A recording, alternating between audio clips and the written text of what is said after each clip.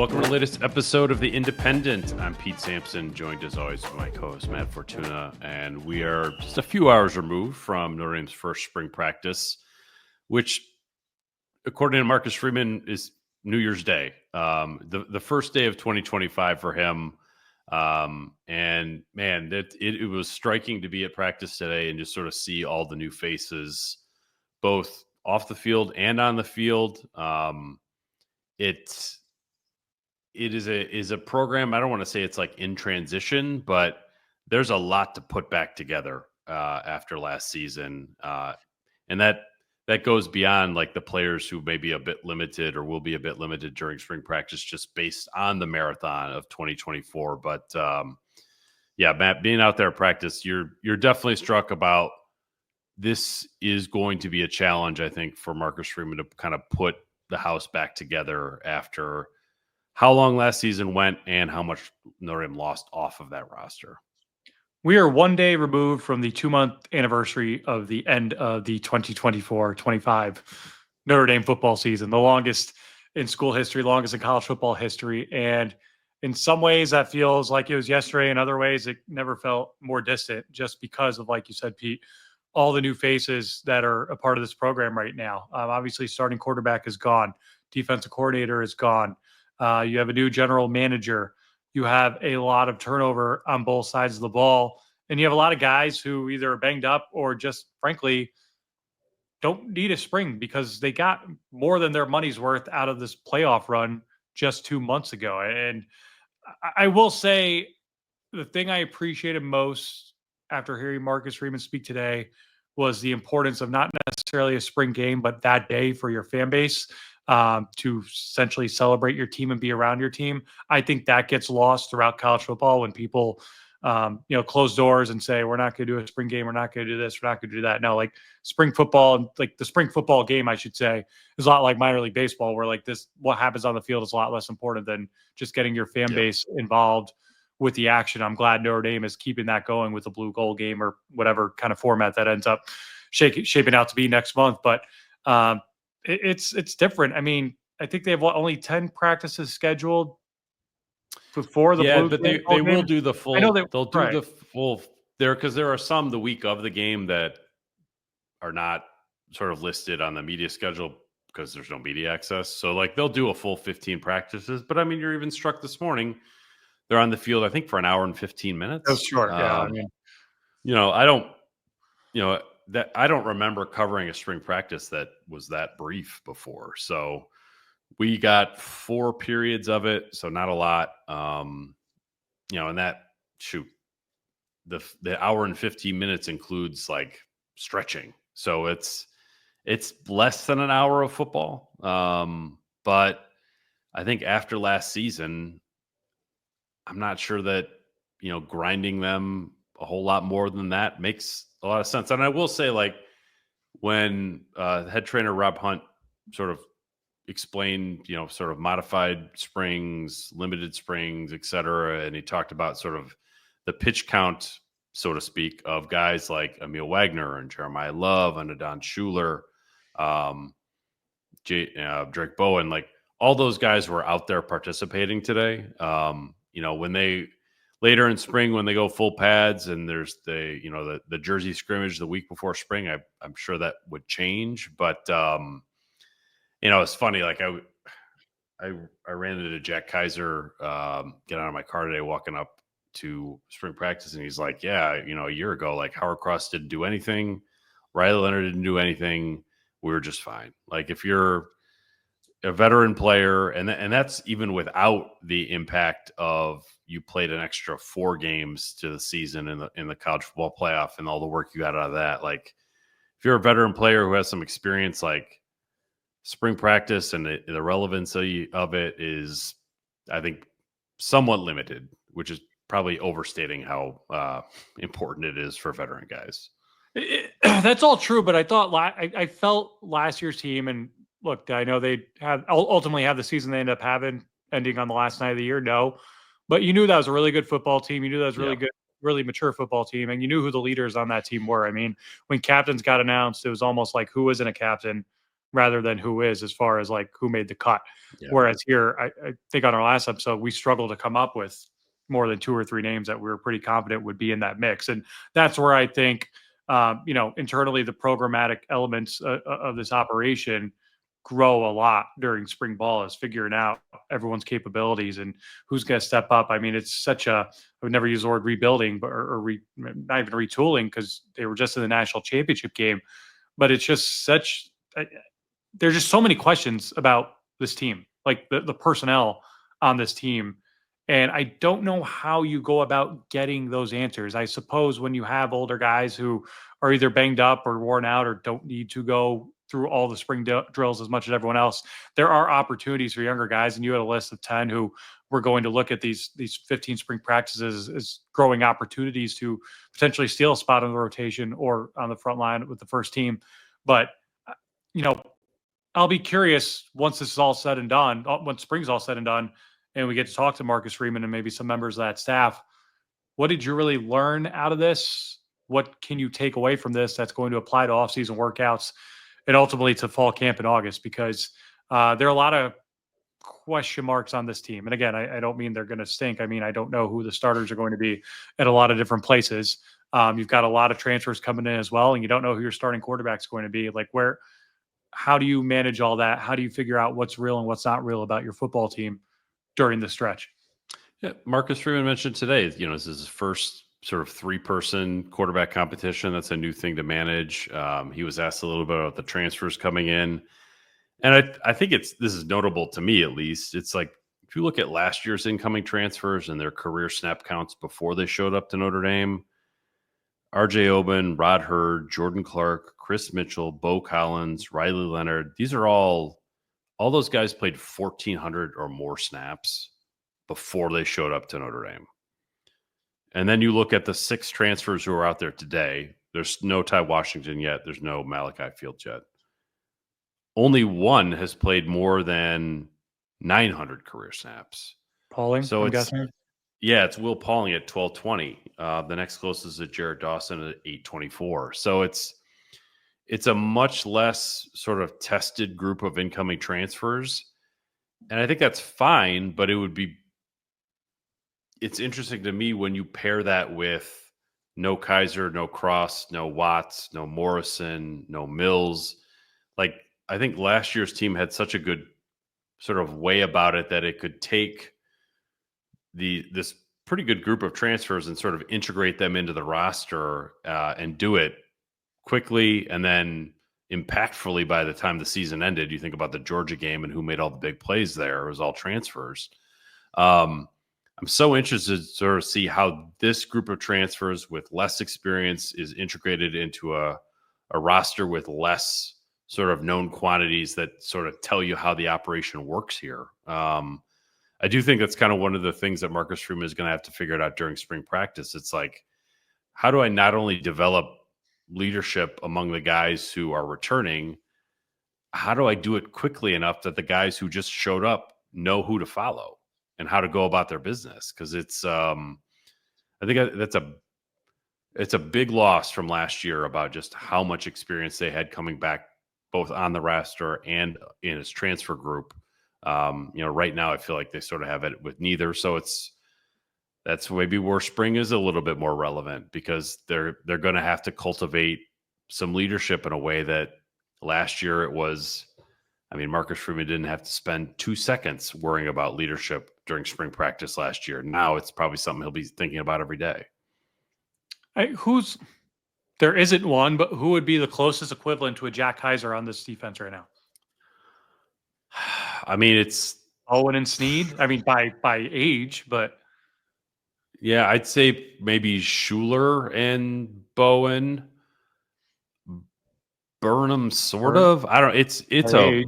a light. I mean, group. I don't think Patello's played enough to really be in that position. No, and he's out until fall. Right. So yeah, it's a weird group that way. And I think that's why and I remember Brian Kelly talking about this back in the day. It's like, you actually have to intentionally figure out how you're going to help a younger player who's going into their junior year lead, whether they're a captain or not. And I think how Marcus Freeman goes about that during spring practice and maybe summer workouts and sort of summer conditioning is going to be probably a very important story for this season.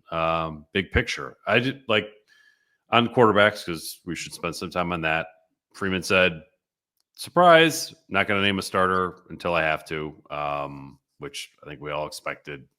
I think I've said this before, like they didn't name Sam Hartman the starting quarterback after spring practice 2 years ago, so they're not going to name CJ Carr, Steve Angeli, or Kenny Minchey the starting quarterback after spring practice this year. He did say all three will get work with the ones. Those quarterbacks, they'll know which days are theirs for their starting offense work ahead of time, but he's going into it with the idea of it's a 3-man competition. I think that you and I are probably more of a 2-man competition vibe about this position, but that's how Marcus Freeman described it today. Gun to your head right now, Miami first snap. Who is Steve it? Angeli. Yeah, I think it's going to be Steve Angeli. Do you think that's 12-game starter Steve Angeli, or just we're going into the beginning of the season in a rough road environment with the veteran hand? I think it will be the rough road environment, veteran hand, Steve Angeli. I will say, like, CJ Carr looks like he is not the sort of lean freshman that he was a year ago. Right. He looks like he's bulked up.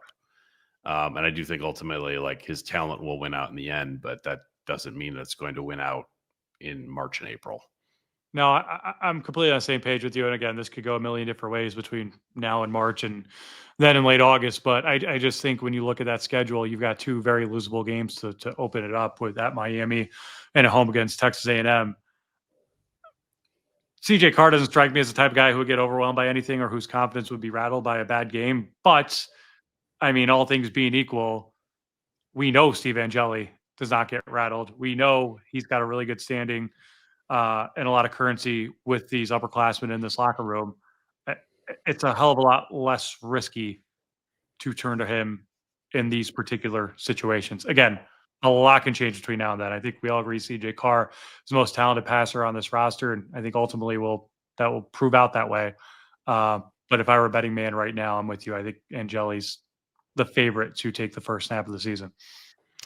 Yeah, I'm 100% on that. So we'll see how it shakes out, but it is kind of one of those things. Like Marcus Freeman was asked about the quarterbacks in a couple different ways. Some to try to get him to reveal how he sees it, or how, and he's just like, guys, I don't know.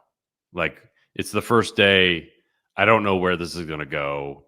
It's not unlike the last 2 years. There isn't a predetermined winner of the quarterback competition. And I think that's probably, if you're looking for what's significant about it, that's the significant part, that it's an actual competition opposed to one where everyone knows who's going to win it before it even starts. That is a big difference from where we were the last couple of years. Where do you think, the spring portal window will eventually open, and Notre Dame, like any program in the country, will have some people on the move? I say this from purely a number standpoint. I don't know, and again, abundance of riches, good problem to have. How do they get all these running backs back in the fold for the summer? Because I just don't. If you're not the top 3 who played last year, I have a hard time seeing a path for you. Payne, I imagine, stays coming off the injury, but maybe he doesn't. I don't know. I mean, what's he realistically going to do next year?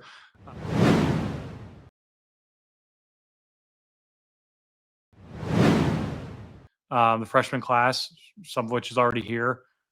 I don't know how you watch what these guys did last year, where even a guy who's entering his true sophomore year made meaningful plays in the biggest games of the playoff last year, and think there's going to be a role for me going into 2025 and beyond.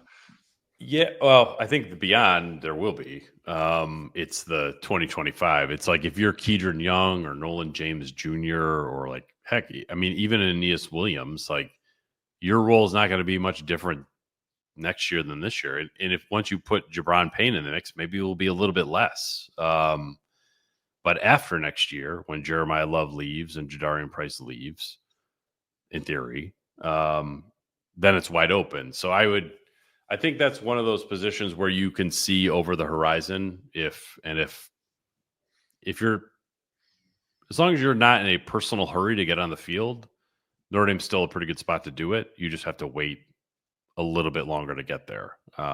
So it's, that position group is loaded. I'm with you. Like they have more scholarship running backs than probably any team would need in 2025. But maybe that's a situation where they can figure out ways to take advantage of those backs in different ways. Like at practice today, we were watching the backs catch passes out of the backfield, or kind of be more involved in the passing game. It was funny to see Aeneas Williams run around Jaywan Sider and catch a pass. I don't know who threw it, but it reminded me a lot of the pass that he caught against Penn State in the Orange Bowl. So yeah, I think that will be an interesting, I think, thing for Sider to solve. We talked to him on Friday coming up here. Are you worried about keeping everyone engaged? Do you split up the jobs the way Dylan McCullough did before? Or are you just like, well, we got Jeremiyah Love, so we're going to feature Jeremiyah Love. Sorry. I'd be interested to sort of see what his perspective is on that when we talk to him Friday. It's so different, I think, from what we're used to seeing in Notre Dame, especially in the spring. I mean, I remember during Denbrock's last time in Notre Dame where like they converted CJ Procise because they had no one. And he ended up being great as running back that year and ends up having a nice little NFL career afterward. But that's just something where you look at the roster, you look at the names, you look at the production, you look at this era of college football. That would be the position I'd be most worried about from an attrition standpoint, looking at what happens at the end of the spring. The other one, I'm not worried, but receivers. Like there's a lot of moving parts here. It's a position group with a ton of room to grow. Pauling is very limited, completely limited. How limited is he? With moderately limited. Like he was moving around. Like I was not expecting him to be like running around. And he did some stuff. Like he's at the back of the pack among the receivers. But I mentioned sort of the inexperience of these transfers relative to last year's group. Like Pauling looks like he would have fit in with last year's transfer group in terms of just like he's really put together. He looks like an adult out there. So that one I'm very interested to sort of see where Pauling goes this season, this summer, maybe when he gets all the way healthy again. But I'm with you. I think the receiver position is, I know Malachi Fields is not here, and that's significant because he would fill a starting job automatically. But they're going to need some guys to take another step or two or three. I don't know who that's going to be, whether that's, Micah Gilbert, who, practiced early and then maybe left during, is that KK Smith, who's been banged up much of his career. Logan Saldate had a nice sort of over the shoulder catch today. Like they just need some of those guys to give them some, like Jaden Harrison level wide receiver play. You need one guy to do that. I don't know who that's going to be. Because I don't think that you would want to just roll with Fields, Pauling, and Greathouse and then just hope that you don't have to go below those guys on the depth chart. That's not. I don't think that's what Mike Brown wants. Oh, yeah, Faison, forgetting Jordan Faison, who was also out there today, which was like a little bit of a surprise because lacrosse season is going on. But, yeah, I think you got to have some homegrown guys do something, whether it's Gilbert, Williams, or Saldate, or even Freeman referenced the mid-year freshman, which is Burris, Bettis, and Scrap Richardson. So I think all three of those guys are a little bit farther away physically, but can you just get something out of somebody there? That's receiver is. Well, I think they have some answers there. Which is different than the last few years when you're just like, who is going to play? They still need guys to sort of step up and answer those questions. I would say that any chance freshmen, even on special teams next year, could become serious contributors? I don't know. I probably have to watch a little bit more practices to figure that out. Like there's not a Bryce Young out there where you're just like, oh my God, like you can't keep this guy off the field. I I wonder if those jobs will go more to like the Luke Talich, Logan Thomas types who have been here for a year, building on last year's class a little bit. But yeah, it's wide receiver. I think is going to be I think that's going to be a developing situation for a while. I meant receivers as particular when it came to special teams as far as stuff, I don't know. It's like because as a returner, I would probably just want to keep rolling with Faison if I could. I don't know if there's a young player that is so dynamic that you would bump Faison or Greathouse out of the mix to put them in there. I don't know. Nobody from the mid years like jumps off the field that dramatically. Offensive line, how did they come out? Or did you not see them stretching? I didn't really see much of that today, unfortunately. I believe some other people had said that it was like Lambert and Jagasaw. I will say, like, I watched them sort of go through warm-ups and stuff. And among Wagner, Jagasaw, Lambert, it would be difficult to find a more athletic group of offensive tackles in the country than those three. Like, it's impressive, and that's even by like Notre Dame standards, where offensive tackles usually are impressive. Yeah, we struggled to. We knew there'd be an odd man out last time out when we were doing our all-time Brian Kelly, Marcus Freeman starters at offensive line, and it's like, okay, Joe Alt, number 5 pick in the NFL draft, will not be a first teamer. I feel like we're going to possibly see a similar situation with those three. Now, again, we've seen that Jagasaw can play guard in a pinch. I do wonder, though, if he's your best guy, and I think there's a good chance he is your best guy coming into this year, do you really want to move him off his most natural position? Yeah. Yeah, when I talked to Cole Kublik and Mike Golick Jr., they were just like, you need to keep Jagasaw on the edge. But I mean, if you can build an offensive line around like former state champion heavyweight wrestler guards too, who are I think what they have Jagasaw listed at now. He's listed at 6'7", 320, and it's like he looks like an athlete playing offensive line. Like Lambert looks like an athlete playing offensive line. Same with Wagner. It's a really impressive group. The whole, like, how do you get your 5 best guys on the field is probably not a question they'll be able to answer during spring practice with Ashton Craig's sideline. But man, once the season rolls around, and Anthony Knapp and Billy Schroth also limited, but once the season rolls around and like Joe Rudolph has a full deck to play with and figure out, okay, this actually is our best 5. I think it'd be fascinating to sort of see how that all shakes out in the end. Yeah, I'd be shocked if they're not really, really, really good up front next year. Oh, yeah. However they come out lined up. Wasn't intending to make this a position by position day one recap, but do they have 3 healthy tight ends on the roster right now who are present today? I mean, technically, yes. But it's, Eli Raridan and Kevin Bauman were both out there today. I think Justin Fisher is a walk-on, was the other one. It is as down a year at tight end as I can remember for Notre Dame. Because Flanagan's going to miss time with the Achilles suffered against Indiana, or was that the beginning? I think it was maybe the beginning of the Georgia game.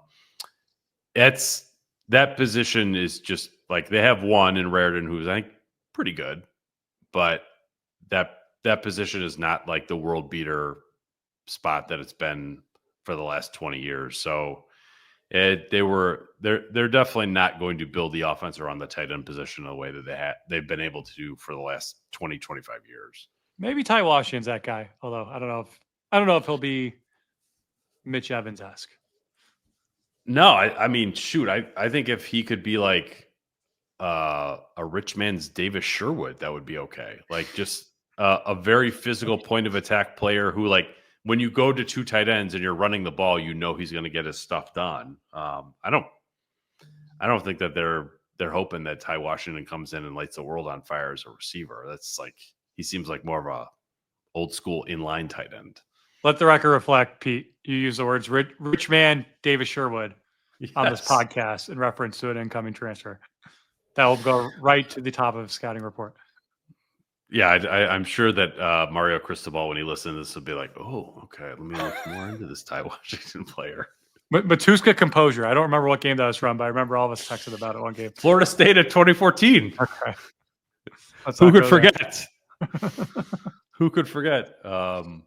Yeah, it'll be. I think again, not to do the whole position thing here, but like defensive line, I think you would feel a lot better about it now that you actually see Jason Onye on the field and looking like a senior defensive lineman to go with Gabe Rubio and Donovan Heinisch and Jared Dawson and Elijah Hughes.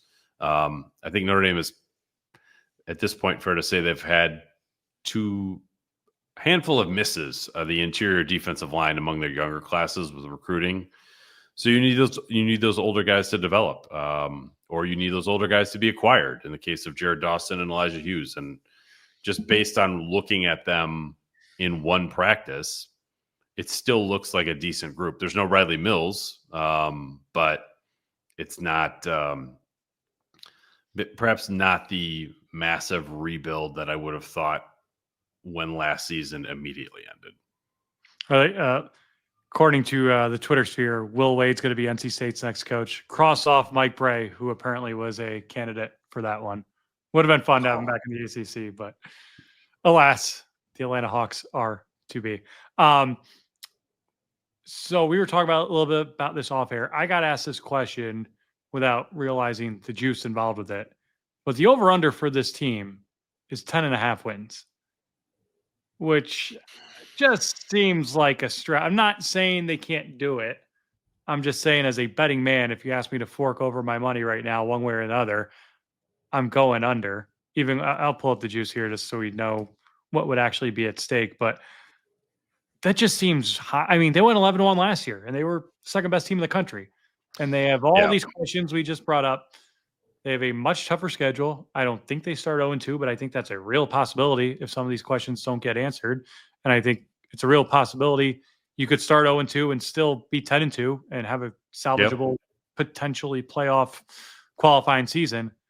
But all right, on FanDuel right now, plus 160 at over 10.5, minus 200 on under 10.5. I believe it's similar on DraftKings, but I mean, it's plus 140 over, minus 180 on under. I mean, I would take the minus 180 on the under. That just seems high. That seems really high. It does. Yeah. Not that today changed my opinion on that, but yeah, I would say that 10.5 feels like a pretty high number for this team. In last year, I don't know what their over under was last year, but I think it was 10.5. I think it was 10.5. Yeah. But last year I was like, no, they're going 11-1. Yeah. I didn't get the one was not the one that I thought, but like that was an 11-1 team. This team feels like a 10-2 team that's probably gonna have to figure some things out along the way too. So it's, to me, I just sort of look at this. There are a lot of questions for Marcus Freeman to get figured out and a lot of new faces. And I do wonder like how much like having Mike Denbrock back is very important. The entire defensive staff, short of the coordinator, is back. That's important. Running at new running backs coach, but offensive line coach is back. Wide receivers coach is back. Like having the staff continuity, I think, will be maybe even more key than usual because the roster continuity is definitely going to test the staff in a different way than last year's did. And that's, you just don't like, you reference sort of Steve Angeli versus CJ Carr going to Miami and A&M. Well, like there are a lot of guys who have never played at Miami with Notre Dame or home against A&M, like in those kinds of environments before, even if they played in some big games at their previous stops. So that's, I just think there's a lot. There's going to be a lot for these guys to get worked out over the next 6 months. And the only thing that was, I think, informative of that today during the first spring practice was like, man, there's a lot of new faces out here. And I think it's going to feel like, man, there's a lot of new faces out here. It's going to feel new for a while, I think, for the program. It's interesting. Going into last year, you in particular had made several references of like, this season will be a success. if we're no longer talking about X-year coach Marcus Freeman, like if he can do what he's supposed to do in year 3, he's no longer like this is his program now. We're not questioning the direction of it or whether he's the right guy. Like we in fairness probably were a little bit going into the last season. Like is he going to get a contract extension? Is he not? I think it's safe to say now, like he got the absolute most out of that roster. Yes. In 2024. And there are only so many times I think you could look back on a season, a Notre Dame season, at least since me and you have been covering, probably more for you, but where you could think, oh yeah, they got the most out of this team. 2012 obviously comes to mind. You could say they achieved their full potential, as Marcus Freeman likes to say. You could argue 2015. Obviously, there were some two games that they could have won that they didn't win, but that was also probably the most injury ravaged team I've ever covered in my life.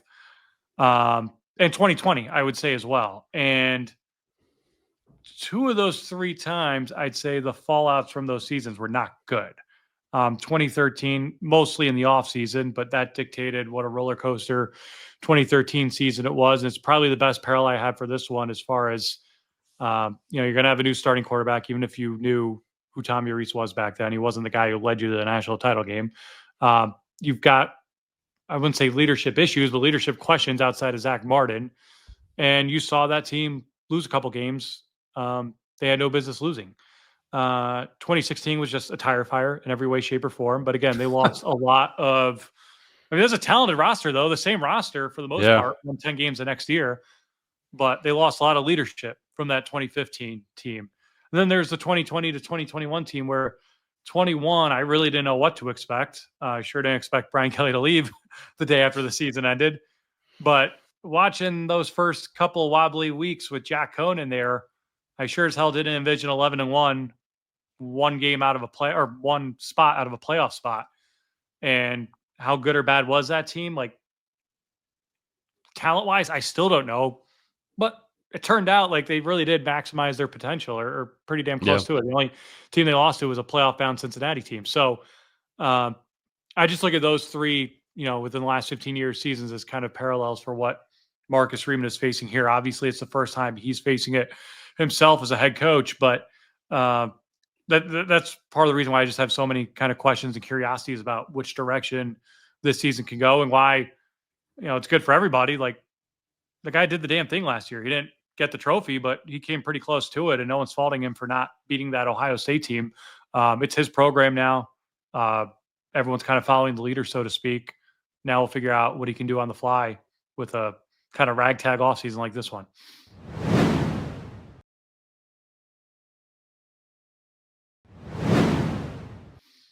It's interesting to sort of look at how some of the coaches described going to A&M last year to open the season, and Denbrock in particular was like, I think from an offensive point of view, is like, man, you really would like to not open there with everything that's new.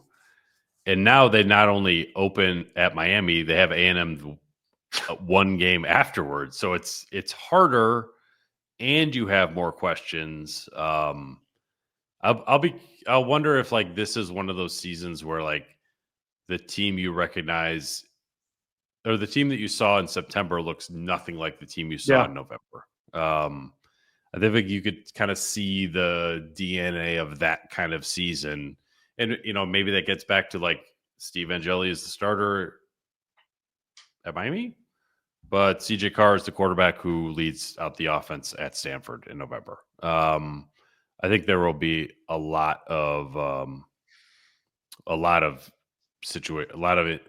growth opportunities and necessities during the course of the year for Notre Dame, because there's going to be a lot of like development on the fly, like building the plane as you're flying it this season with all the new faces that they've got.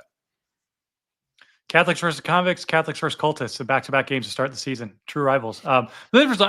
Miami and that fan base hates Notre Dame with a furor that obviously there are a lot of great rivalries in college football, but it's a very specific like hate, I feel like, between Miami and Notre Dame.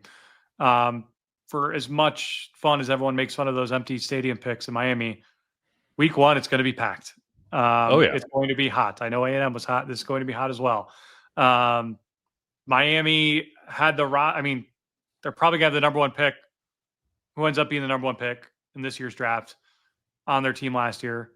They've got a really good roster. Whether they can put it all together or not, who knows?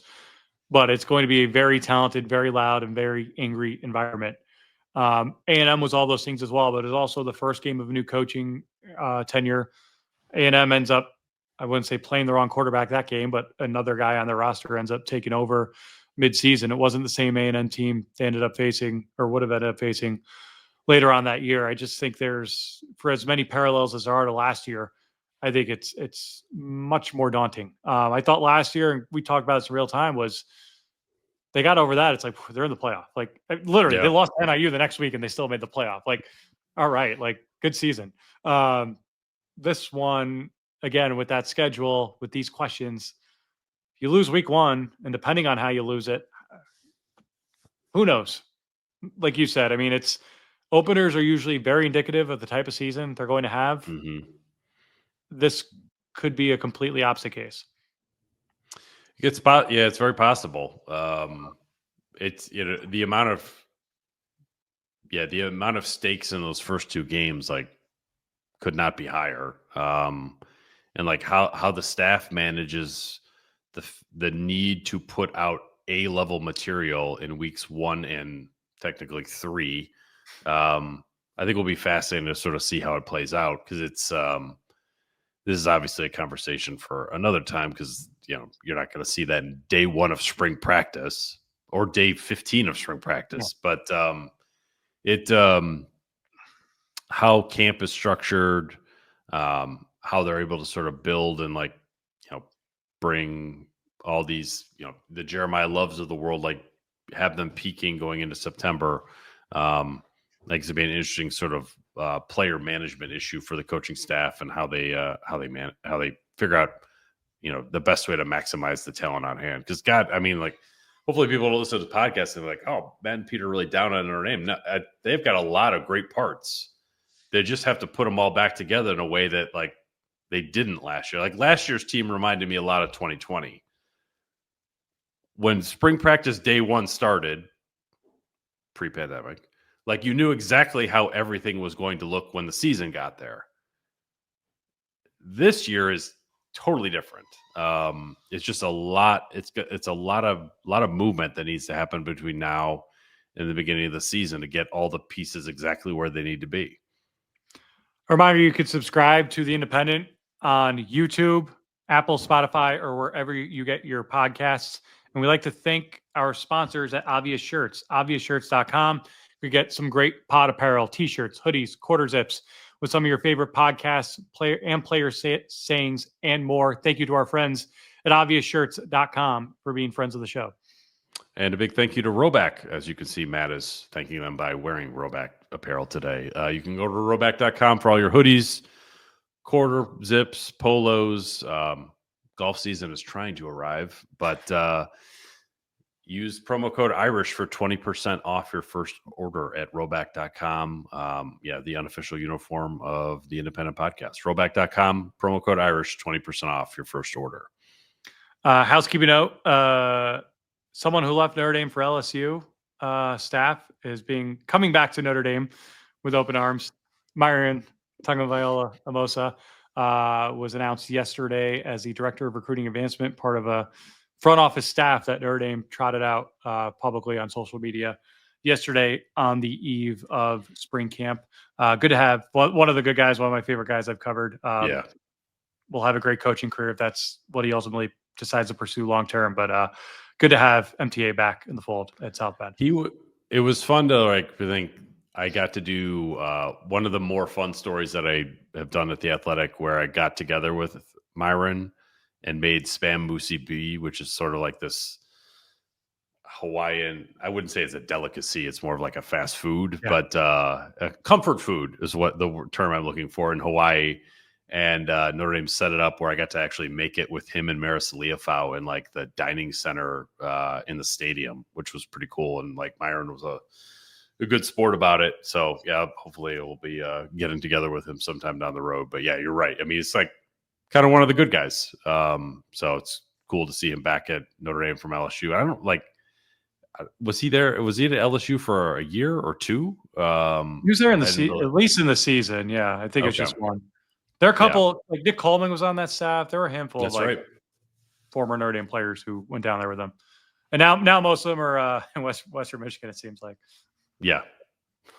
I guess. Well, I guess I don't know if you had anything else on spring practice, or we should just get your picks for the NCAA tournament, which tips off tomorrow and frankly has a lot more stakes than spring ball. Good question. I'm one of those people who always waits till literally let's say Wednesday. I'll wait till the last possible minute to fill out a bracket, just because I don't want to think emotionally. Gun to my head, I want to say Houston. I just think they're the most underrated, great team every year. And I feel like now might be the time for them to go through. I love, like every New Yorker who, no one on listening to this pod will believe me when I say this, but St. John's is the Notre Dame of college basketball in that no one actually went there, but everyone comes out of the woodwork when they're really good and fills the joint up. It would be awesome if St. John's made a run. I don't know if they have it in them they don't have it in them to win it all, I don't think, but if they made the Final Four, that'd be fun. I'll go Houston. I think Duke's the best team, but those injuries I just think are giving me a little bit of pause with picking them to go all the way. So go Cougs. I picked Houston to win it. So bald minds think alike on this one. I think Kelvin Sampson is a really good coach.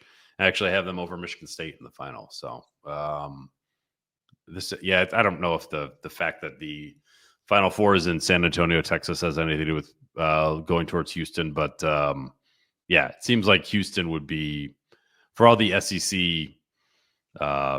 and deservedly so, glazing, as the kids say. I do think Houston's probably in a good spot to get over the line this season as much as anyone.